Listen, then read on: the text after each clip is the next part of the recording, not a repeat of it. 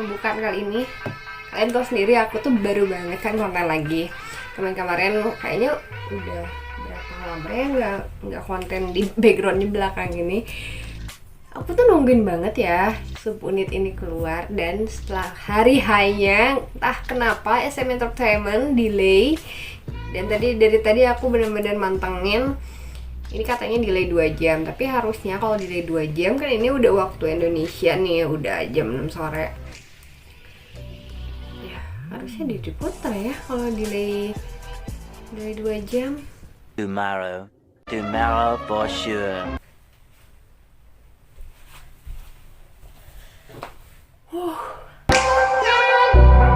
I'm a little monster.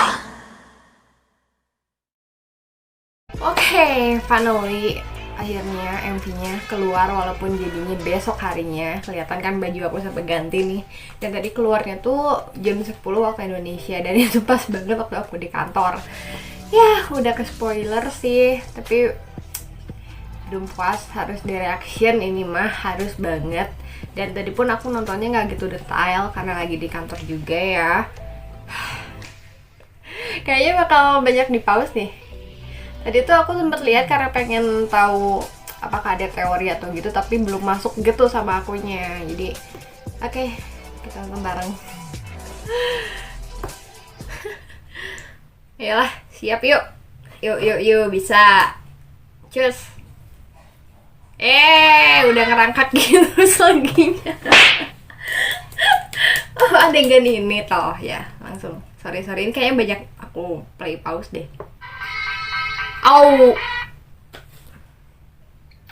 nggak sopan, baru mulai ya pamer muka airinnya. Ih, gila, cantik banget. Wow.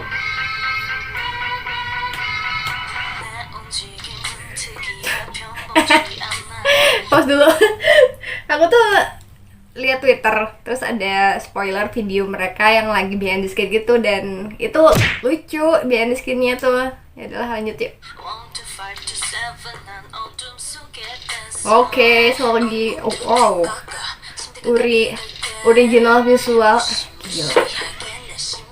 Udah gak ngerti lagi mainin. Oke.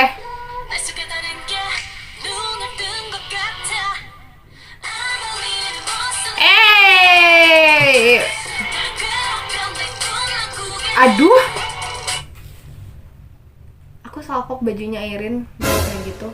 Terus kayak kembar mereka dengan baju putih. Lanjut.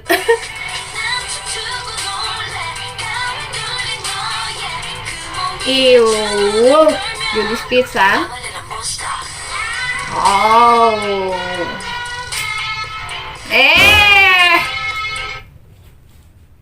Ini muncul di teaser 2.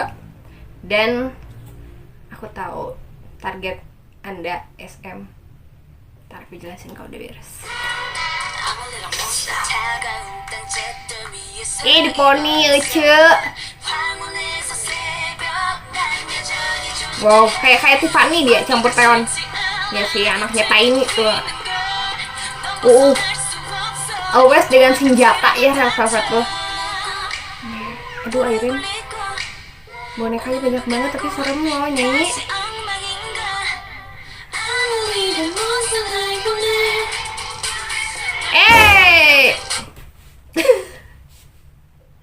Udah ini mah udah jadi perbincangan banget sih. Tadi kan aku emang sempat nonton kan karena ke spoiler, dan aku baca komennya. Jadi aku nontonnya tuh di play, tapi aku bacain komen gitu kan. Ya udah sih, adegannya begini. Kalau jadi idol tuh kalau dari konsep harus mau nggak mau. Lanjut.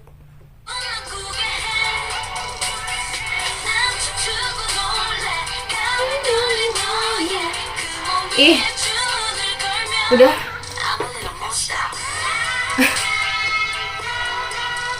Gila dong back dancernya, ngedance-nya.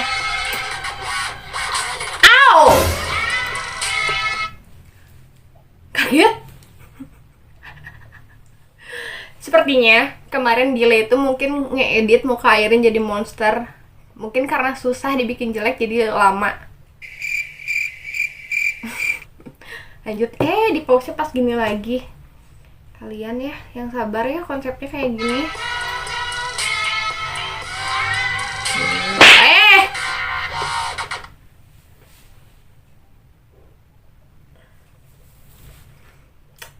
Aku tuh mau ngomong tapi nanti kalau udah beres reaction ini bener-bener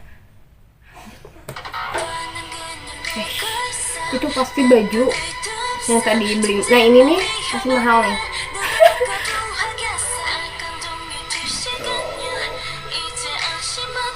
Oh, Dogi.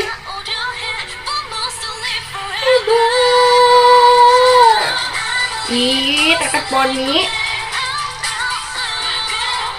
Di poni kayak papi tatang. Oh, dancer banget nih mereka berdua, udah gak bisa diganggu juga. Suka banget. Kayak Tiffany pas kayak gitu. Gila. Back dancernya pun aku suka banget. Sugi, iya. I'm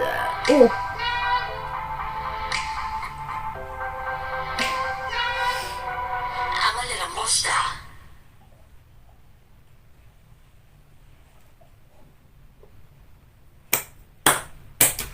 Wah, keren banget ya sih, worth it buat ditunggu walaupun delay 1 hari ya SM.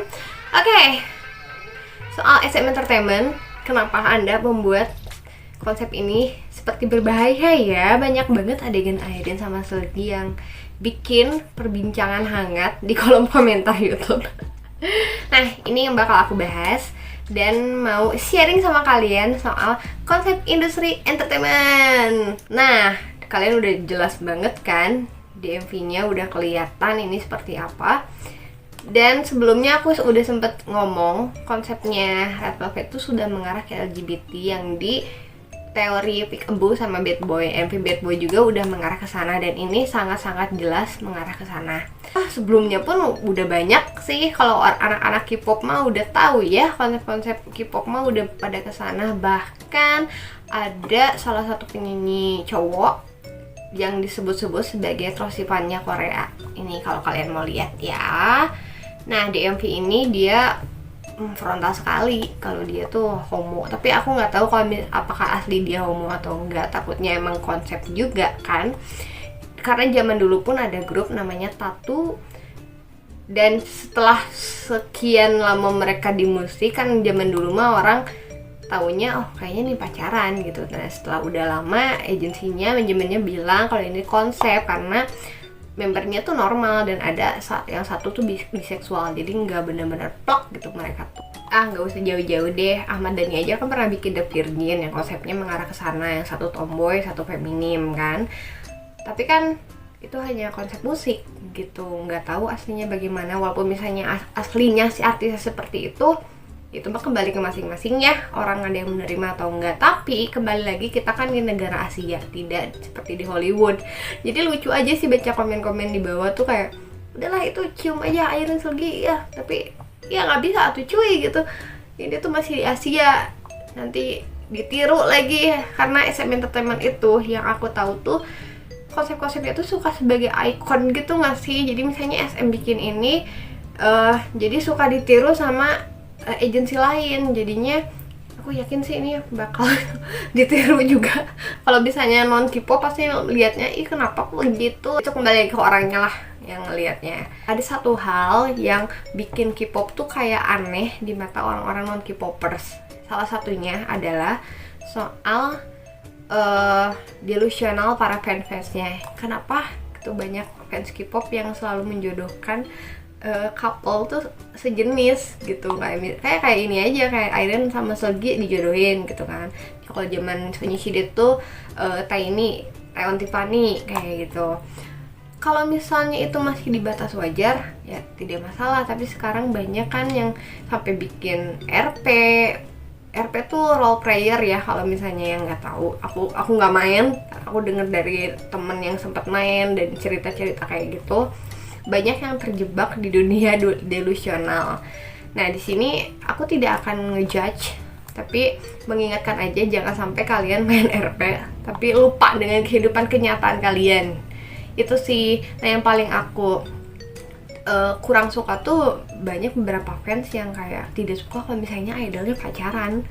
Jadinya kan kasihan gitu. Udah apalagi kalau lihat para opa-opa Super Junior tuh banyak yang belum punya pacar. Alhamdulillahnya ada yang udah menikah gitu. Dan kemarin berita Changmin mau nikah aku seneng banget gitu.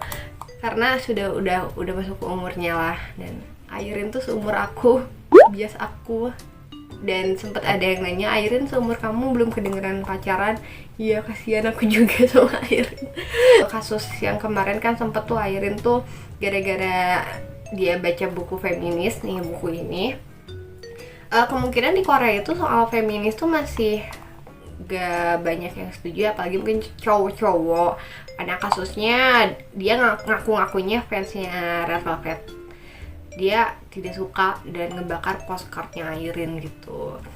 Ya mungkin ada beberapa pria di Korea tidak mau derajatnya disamakan kalinya, jadinya begitu. Yang bikin aku sedih sih ada berita kemarin katanya Red Velvet tuh sering dapat pelecehan chat kalau misalnya mereka lagi live kayak gitu. Karena karena konsepnya Red Velvet tuh makin sini kayak makin girls power sekali ya, menyuarakan soal wanita. Jadinya banyak laki-laki yang tidak suka maybe. Tapi tolonglah cowok-cowok, kalau misalnya cewek makin digituin, ntar makin takut sama cowok. Ya, jadinya makin pergerakan feminisme itu makin dikeluarkan nanti. Mungkin melalui musik kan apa, jadi banyak platform lah sekarang. Nah, soal konsep dari MV-nya ini pun aku baca liriknya. Nah, kalian nanti nonton MV-nya, nanti ada translate-nya tuh udah ada Indonesia, Inggris. Kalian bisa tahu artinya tuh bener-bener feminisme. Jadinya kenapa SM ininya bener-bener konsepnya gay banget lah, yang kata anak-anak yang nulis-nulis di kolom komentar yang sangat gay banget. Ini kayaknya membuat menyuarakan juga. Lalu karena kemarin Airin sama Seulgi pun terpilih menjadi polling yang sangat disukai oleh para LGBT, khususnya yang lesbian. Mungkin ini juga kayak bentuk terima kasih bikin MV ini, tapi aku mikirnya ini kayak mengisi kerinduan para fans Red Velvet, karena kan udah dari bulan Desember, terus Wendy-nya cedera. Walaupun Wendy udah keluar rumah sakit, ya dia harus total istirahat sambil menunggu Wendy sembuh total. Ya keluarlah subunit ini bagi aku gitu.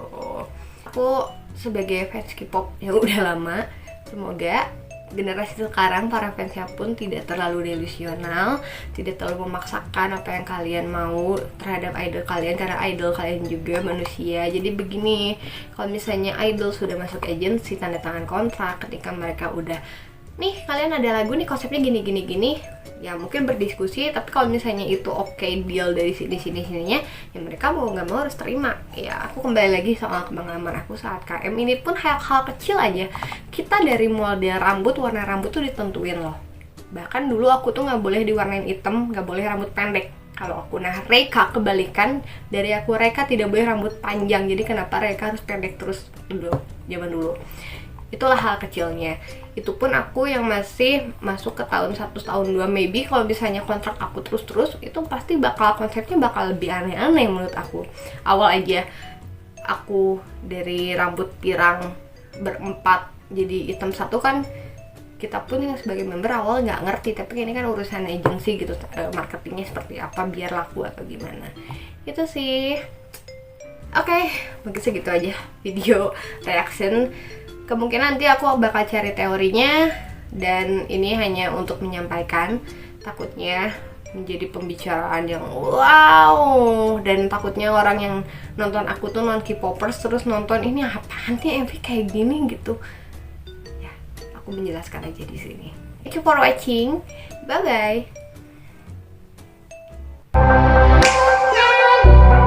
I'm a little monster.